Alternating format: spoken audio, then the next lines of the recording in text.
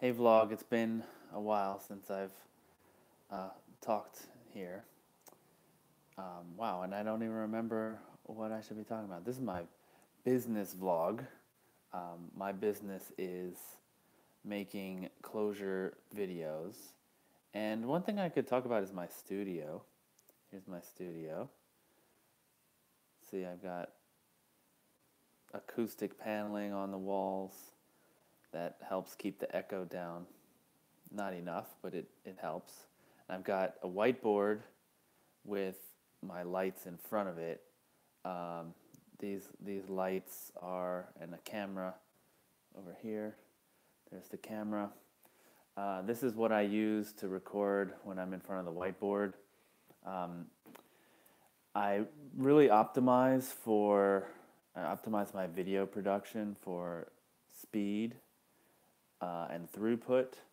I want to be able to have an idea and just like jump in front of the camera and start recording it. Um, it's not exactly that that good, but a little prep, some notes, an outline, and move these lights out, plug them all in.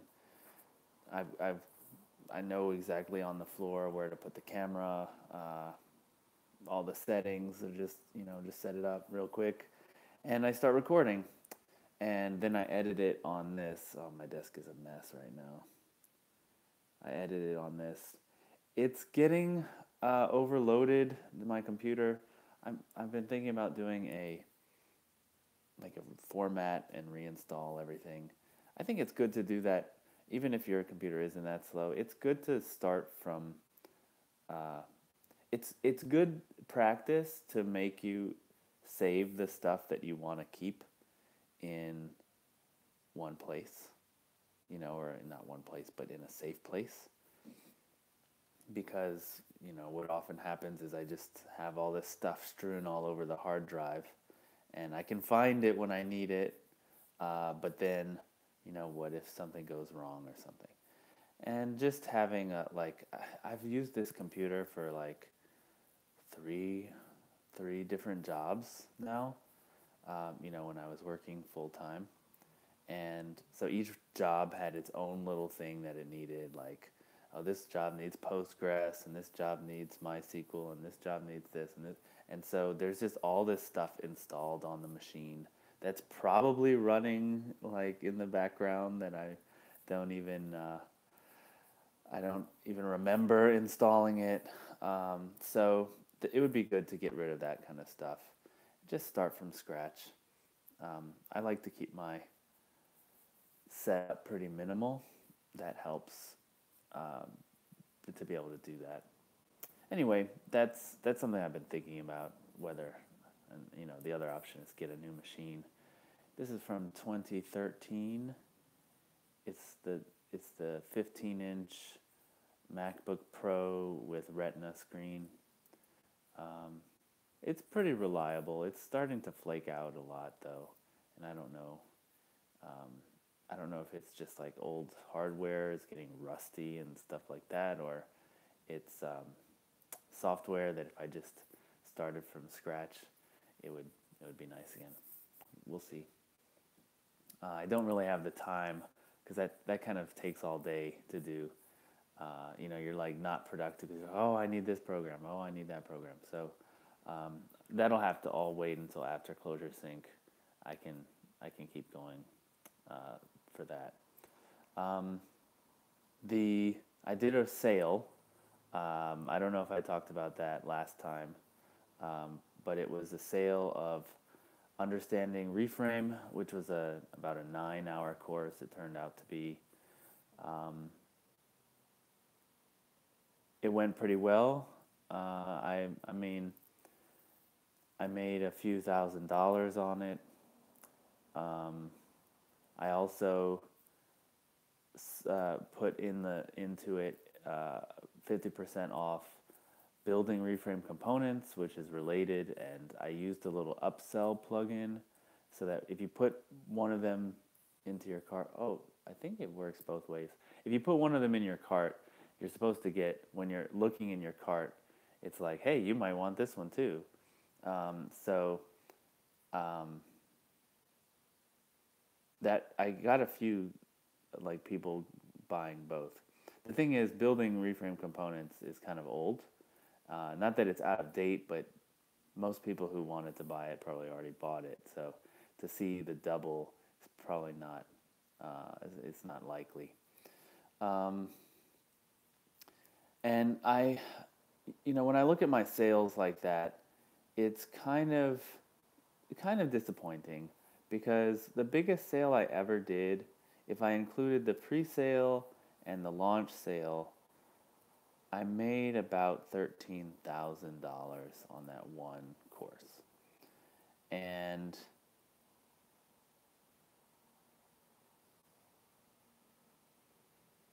what what I have to remind myself, and I think it makes sense, is that that was before I had subscriptions. So I'm getting money every month from, I guess, what you'd call most my best customers, my loyal customers. They are members because it's so much better deal to just get everything uh, at a monthly rate. And so I'm getting so much already from them that they don't need to buy this individual course. And so this launch and everything is, I mean, to me, it's mostly about buzz. Like the sales are nice, and I'm trying to drive sales, but it's also like just the buzz of look at this new course that's coming out, because a lot of the subscribers don't like realize that there's this new course happening. They're not paying attention to their emails, and it also drives subscriptions. I saw maybe during the sale about 10 new subscribers, which is a good amount for a few days sale.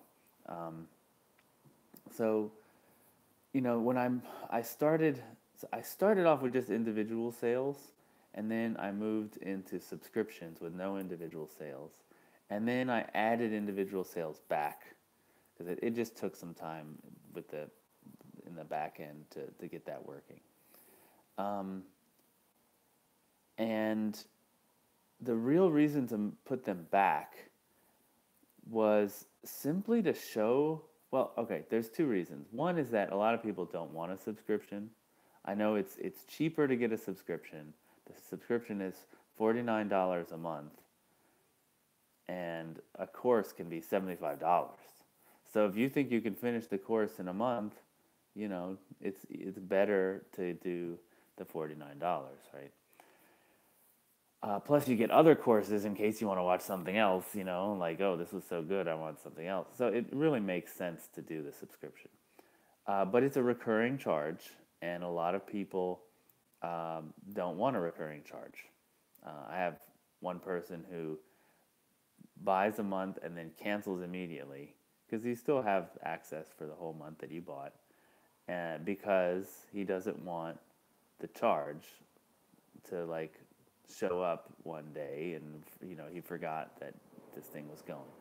It makes sense. And then some people cannot justify invoicing their company with a recurring charge.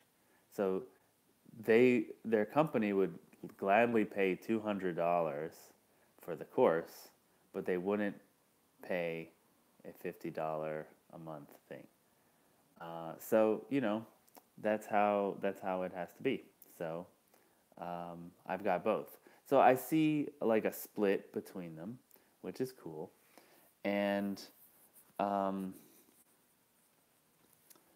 what was I going to say? But another benefit, so besides just being able to sell it to these people who couldn't do a subscription for whatever reason, there's also the benefit of by having the individual course with the price available, it makes the subscription look like such a good deal, because look how many courses you're getting and how much it would cost to get them all individually. And so it's kind of, in that way, it's kind of just a marketing thing. Um, but it works. It seems to work. People realize. Some people are like, why would I ever buy a thing? They don't understand the other people, which is cool. It's cool. Okay, I had 3 calls yesterday. Um, one call today, tomorrow, and Thursday. I've got some stuff to do here at home today, and I keep wanting to do stuff on. I've got 3 goals right now. One is to have an awesome closure sink, just make it a good experience for everybody, and I've been working on that this morning with some surprises. I'll leak them, but not right now. They're not ready. Um, my second goal is to um, brand myself as the closure expert, the go-to closure expert. Functional programming expert. And the third is to make purelyfunctional.tv a comprehensive closure learning site. All very related, but the urgency of Closure Sync, because it's less than 2 weeks now, means I have to put the other two out of my mind as much as I can, and not take up mental space with, oh, I could change this logo or this page, or because every day that passes, like just as an example, if I wanted to order something, like last night I ordered badges. I got a sponsor, by the way, which just came out of the blue. Anyway, I wasn't going to do badges. The sponsor wants to do badges, so I'm doing badges. And so last night I was ordering them, and I have to do rush shipping. It's not like so much more money, but we're at the stage where every day that passes is another charge for rush shipping. And so I need to start prioritizing that stuff. Like if I want stuff now, I need like stuff to be shipped in, I have to buy it now. And I can't put it off and work on something that can wait. So so another thing that I need to work on today is documenting for the volunteers everything that needs to happen, what their responsibilities are, and that's just so that nothing falls through the cracks, and I don't have to verbally explain everything. I won't have the bandwidth to explain to each one, hey, can you do this? Can you do that? Oh no, not like that, like this. Like I just need to write it out very clearly, a page for each person. Like this is what you need to be doing, and be ready. If someone doesn't show up, or maybe even an extra person shows up, we'll be able to. I'll just be able to like give them a paper and say, here, this is your job. And I learned that doing a workshop where I did not I was both teaching the workshop and organizing it, and I didn't think to write everything down that I was, going to have to do. And I didn't realize all the stuff I would have to do either. But if I had written it down, I could have handed it to someone and said, here, you take care of lunch. It's in the fridge. Just set it up while I'm talking, and then when I'm done, people can get up and eat it. As opposed to when I'm done, I have to go run into the back and get it myself because no one else knows what is in the lunch. Anyway, that was a good learning experience. So I'm going to do that very carefully with Closure Sync. Also, the idea is, it hasn't been that much work organizing it. And so for next year, if I have this all documented before I forget it while it's still fresh and all the lessons and everything can be incorporated into it, if I have that, I'll be able to just hand it to somebody, and they might have questions, but that's way easier than explaining everything. Just say, read this document and go forth and work, and you know, I'll be able to focus more on the sales and marketing of the thing. Okay, so that's my idea. That it'll start to become turnkey, and I'll just be able to do the conference, and it'll be easy. Um, because it was a lot of work in total. Um, I did think of something else to talk about, and now I can't remember. The calls with customers are good, except they take up way too much of my time and mental space. They're very stressful. Um, not during the call, it's very pleasant during the call, but I find myself an hour after the call, and I'm thinking about what this person said and how to help them, and maybe there's a different way. Oh, maybe I could contact this person and they know something. And for a few people, it was fine. It was great. It was fun. But it's becoming like a full-time thing of me just like figuring out how to connect these people up and give them what they need. So I need to find a different way. I wanna provide this kind of service. I think it's a great value, but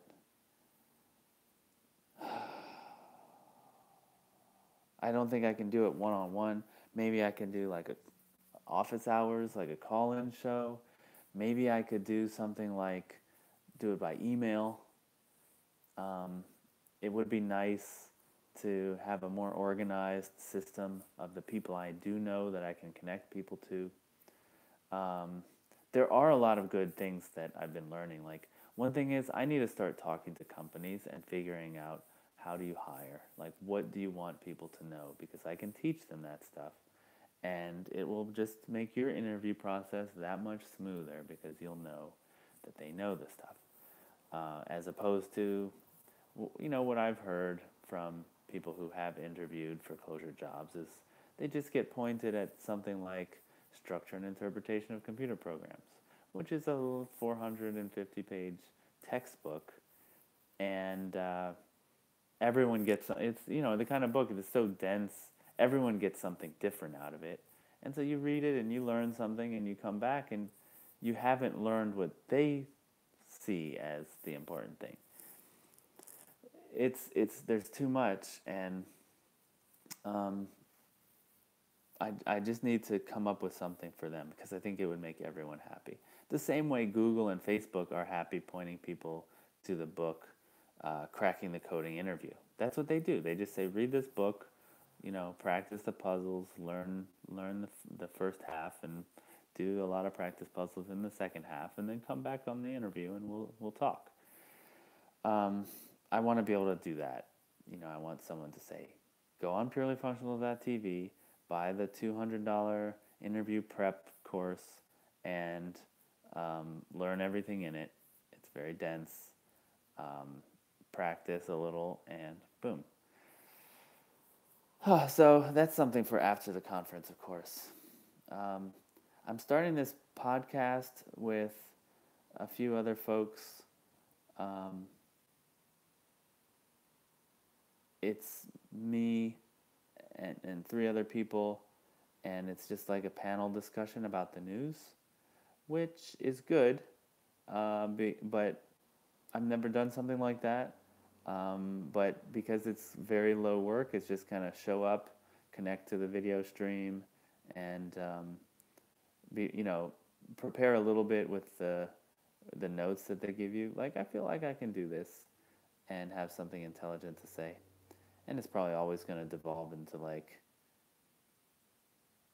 this just general discussion, which is cool. But I do want to have my own podcast. I've been talking about how to get more content out there, and especially around functional programming. And I think I'm going to do that. I'm going to start vlogging on YouTube. That will go out to podcast in audio form, and I'll do the transcripts and put them on my blog with video embed and an audio embed, and that I think will be a good thing. I have a lot to say, and so I don't want to have to do a lot of editing.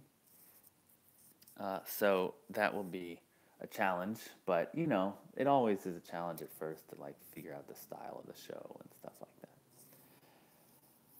that. Okay, I've gone long, so this is enough for today. Uh, so much is always going on, so you know, if you want more of this, there's always more. Just hit like. If you want less, hit unlike, the down thumb. Subscribe, comment. I'd love to answer your questions, and see you in the functional programming land. Bye.